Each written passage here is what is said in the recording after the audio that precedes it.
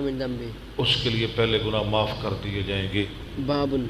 فضل التحویل فضل التحویل فضل التحلیل لا الہ الا اللہ کی فضیلت تحلیل۔ حدثنا عبد الله بن مسلمة عن مالك عن سمي عن ابي صالح عن ابي هريرة ان رسول الله صلى الله عليه وسلم قال من قال لا اله الا الله وحده لا شريك له له الملك وله الحمد وهو على كل شيء قدير في يوم 100 مرة ایک دن میں 100 دفعہ كان له عدل 10 رقاب ہوگا اس کے لیے 10 غلاموں کے برابر۔ اللہ جو 100 دفعہ پڑھتا ہے نا لا الہ الا اللہ وحدہ لا شریک لہ قدیر تک، ہاں جی، اس کو 10 غلام آزاد کرنے کا ثواب ملتا ہے، وكتب له 100 حسنة اور لکھ دی جاتی ہیں اس کے لیے 100 نیکیاں، ومحيت عنه 100 سيئة اور مٹا دی جاتی ہیں اس سے 100 گناہ،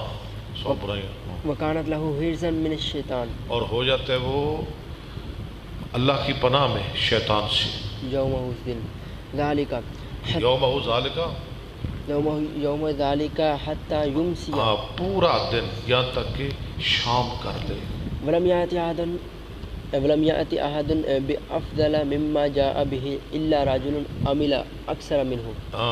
اور ولم یات یادن، اور نہیں لائے گا کوئی ایک افضل اس سے جو وہ لایا، مگر جو عمل کرے گا اس سے زیادہ، یعنی اس کا کوئی مقابلہ نہیں کر سکتا اجر و ثواب میں، ہاں مگر وہ جو پڑھے گا۔ حدثنا عبد الله بن محمد قال حدثنا عبد الملك بن عمرو قال حدثنا عمر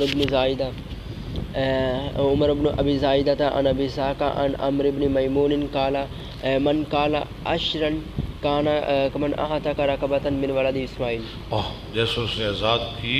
گردن اسماعیل علیہ السلام کی اولاد میں سے۔